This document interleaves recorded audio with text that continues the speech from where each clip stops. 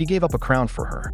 He gave up his country, his title, his family, his security, his entire world. And she gave up Hollywood for him. Together, they walked away from everything and built something new in the California sunshine. For a while, the world watched and wondered, could it work? Could a prince and an actress really survive outside the institution that shaped one of them and terrified the other? For a while, the answer seemed to be yes. The Netflix deals, the Oprah interview, the documentaries, the memoir, they told their story together, loudly, publicly, and as a team. But something has shifted, quietly, slowly, and now undeniably.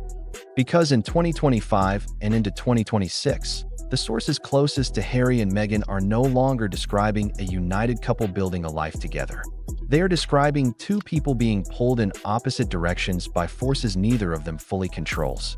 Harry is looking east, back toward England, back toward his father who is fighting cancer, back toward a family he left and now, quietly, desperately, wants to return to. Meghan is looking forward, into her brand, her independence, her carefully built American identity, and away from the chapter of her life that she says nearly destroyed her. And between those two directions, between his need to go back and her need to move forward, a fault line has opened. One that insiders are describing as the most serious tension this marriage has ever faced. Tonight, we are telling the real story, not the fabricated version, not the tabloid conspiracy, the documented, sourced, verified truth about what is actually happening between Harry and Meghan. And it is more human, more painful, and more complicated than any gossip could capture.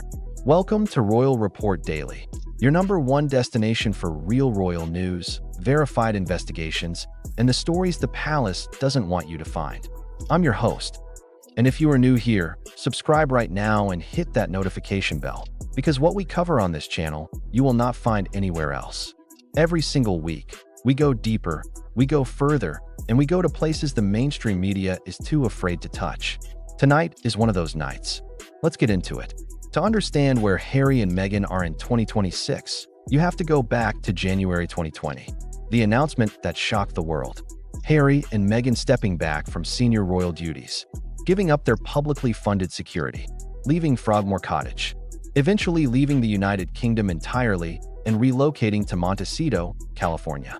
At the time, they framed it as a choice for freedom, for privacy, for safety, for the ability to live life on their own terms without the institutional constraints of royal life. And there was genuine truth in all of that. Meghan had spoken in the Oprah interview about feeling so isolated and unsupported inside the palace that she had contemplated suicide. Those were not fabricated words spoken for drama. They were the words of a woman describing a genuine mental health crisis. Harry had described his own lifelong struggles, the grief he never properly processed after Diana's death, the way the institution demanded silence when he needed to speak. These were real human beings with real pain. And the decision they made together to leave was, at its core, a decision to survive. But survival decisions made in crisis do not always look the same 5 years later. And in 2026, the life they built together in California is showing the strain of two people who left for the same reason, but who now need very different things from what comes next. If you want to understand the full picture of what is happening between Harry and Meghan right now, subscribe to Royal Report Daily and stay with us. Because this is where the Royal story begins. The single issue at the center of Harry and Meghan's most serious tension in 2026 is not money, not fame, not another woman or another man. It is one word: Britain. According to insiders speaking to Radar Online, which broke this story in January 2026, the question of whether Harry should return to the UK more frequently has become what they describe as a deeply emotional fault line. A dispute that, in the words of one source, threatens to tear them apart, geographically and emotionally. Here is the specific breakdown, as reported by multiple sources across Radar Online and IB Times UK. Harry, 41, has become increasingly focused on repairing family ties in the United Kingdom. He had a private meeting with his father, King Charles, at Clarence House in September 2025, a meeting that lasted just under an hour and that sources described as a massive step forward in their estranged relationship. Since that meeting, Harry's desire to spend more time in the UK has grown stronger. A palace source told Radar Online, His sense of yearning has grown stronger as he looks back on the years he has largely spent apart from his father. There is a deep regret about missed time and conversations, and he views spending more time in the UK as a way to repair some of that emotional distance. In his mind, going back is not just practical, but a chance to heal old wounds before it is too late. Meghan's position is different. She has not set foot in the United Kingdom since September 2022, when she attended Queen Elizabeth's funeral. That is nearly 4 years. And sources close to her describe someone who views Britain not as home, but as a source of hostility, scrutiny, and pain that she has no desire to revisit. Her instinct, according to insiders, is to keep moving forward, not backward. And the gap between his pull toward the past and her push toward the future is real, documented, and growing. To fully understand why Britain has become such a powerful pull for Harry, you have to understand what is happening with King Charles. Charles was diagnosed with cancer in February 2024. Buckingham Palace confirmed in late 2025 that his treatment had moved into what they call the precautionary phase, a positive development, but not a declaration of full recovery. Charles is 77 years old. He is a king managing an ongoing serious illness while continuing to fulfill the duties of the crown. And Harry, his son, is 5,000 miles away. Harry told BBC News in 2025, in direct words, that King Charles will not speak to him. He described the phone calls that go unanswered, the distance that has grown not just geographically, but personally. And yet Harry has also said, publicly and repeatedly, that he would love to reconcile, that he wants his father back, that he wants his children, Archie and Lilibet, to know their grandfather. Charles has not seen Archie and Lilibet in person since the Platinum Jubilee in June 2022. That is over 3 years. A king fighting cancer who has not seen 2 of his grandchildren in 3 years. And royal expert Hilary Fordwich, speaking about Charles's feelings, said it plainly. Charles has always called Harry my dear boy. He has always had a soft spot for his second son, and he is longing to see his grandchildren before time runs out. That urgency, that awareness of a clock ticking on both sides, is what is driving Harry's fixation on returning to Britain. Not because the palace has welcomed him back, not because William has forgiven him, but because his father is ill, time is moving, and Harry is running out of chances to repair something that matters deeply to him. Like this video right now if this story is showing you a side of Harry and Meghan that the tabloids never cover honestly. And subscribe to Royal Report Daily, because what comes next explains why this is so complicated to resolve. Between Harry's desire to return to Britain and the actual act of returning stands one enormous obstacle: security. When Harry and Meghan stepped back from royal duties in 2020, they lost their publicly funded police protection. The Royal and VIP Executive Committee, known as RAVEC, made that decision. Harry has been fighting it ever since. In April 2025, Harry appeared in a London courtroom for what was described as a last-chance appeal. His lawyer, Shahid Fatima KC, told the judge in the most direct possible terms, "There is a person sitting behind me whose safety, whose security, and whose life is at stake." Harry's legal team argued that he faces genuine, documented threats, including from Al-Qaeda, who they said had publicly called for his assassination. He lost that appeal. A London judge ruled the government had the right to withdraw his automatic security detail. Harry told BBC News afterward that the revocation of his security was on, and these are his words, establishment stitch up. He said Charles would not speak to him over the security dispute. He said he feels unable to bring Meghan and his children to the UK safely without protection. But, and this is significant, the story did not end there. In December 2025, The Sun reported that a review of Harry's security by the official government body was underway. Evidence had been collected. A decision was expected in January 2026. Insiders told Radar Online that Harry was now set to win his security battle. And if he does, if the UK government restores meaningful protection for Harry and his family, the last practical barrier between Harry and more time in Britain disappears. Which means the disagreement with Meghan about whether to go back becomes not a theoretical argument, but a real, immediate decision they have to make together. And real, immediate decisions are where real fault lines become real breaks. Here is something that royal journalists and insiders have been quietly noting for over a year. Harry and Meghan are increasingly living separate professional lives. Not separate personal lives. They are still married, still living in Montecito, still presenting a united public front. But their careers, their interests, and their daily worlds have been pulling in different directions in ways that are becoming harder to ignore. Meghan launched, as ever, her lifestyle brand in 2024. She has been building her social media presence independently. She flew solo by private jet to Paris Fashion Week in October 2025 for a Balenciaga presentation. She appeared at events and launched projects that were focused on her own identity as an independent American woman of influence. Harry, meanwhile, has been focused on his Invictus Games work, his security legal battles, his mental health advocacy, and increasingly, his emotional pull toward Britain. Royal journalist Rob Shuter, speaking on The Nerve with Maureen Callahan in May 2026, described it directly. He said that sources close to the couple describe two people whose lives, friendships, and daily routines barely intersect outside the machinery of their shared brand. IB Times UK, reporting on the same period, described a widening disconnect over priorities testing the Sussex marriage. And one source told Radar Online something that captures the situation precisely.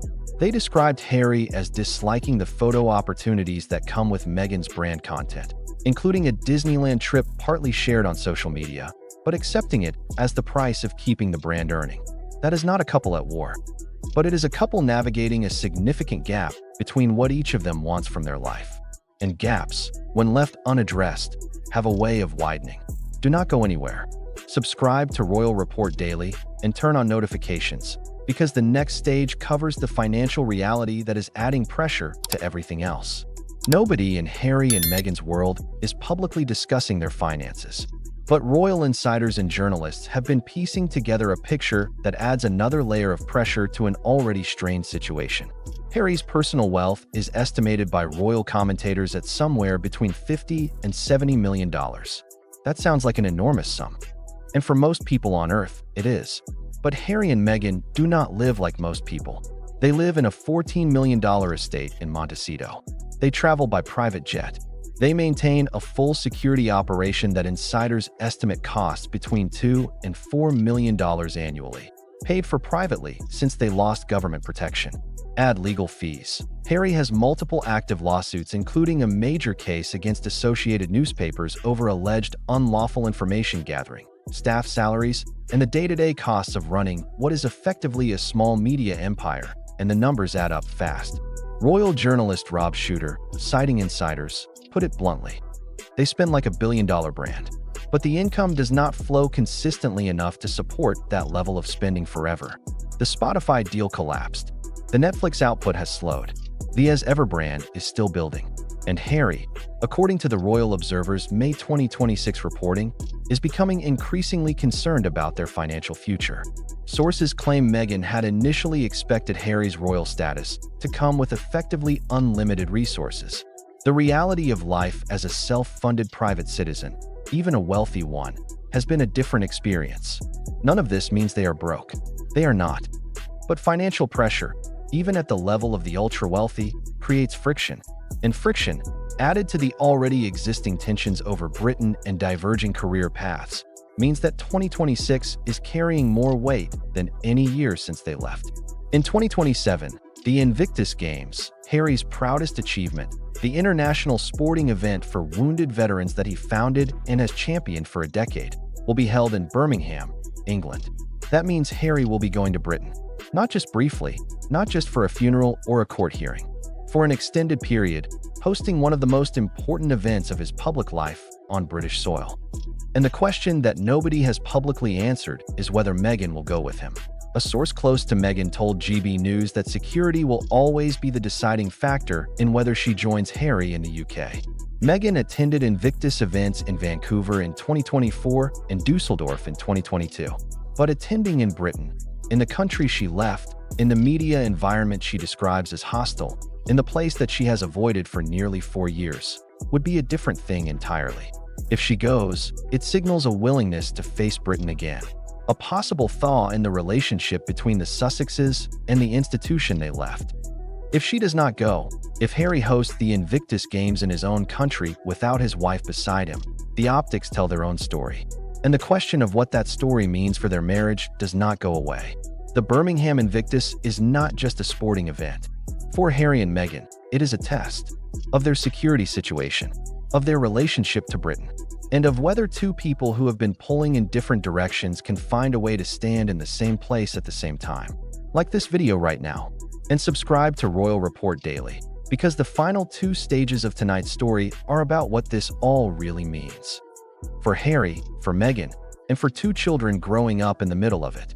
It is important to be honest about something. There is no confirmed separation. There is no divorce filing. Harry and Meghan remain married. They continue to appear together publicly. Their 8th anniversary social media posts in May 2026 were warm. They traveled to Australia together earlier in 2026 and presented a united front. Whatever is happening behind closed doors, and sources suggest there is real tension, it has not broken the public partnership. But the language that experts and insiders are using has shifted in a way that is significant.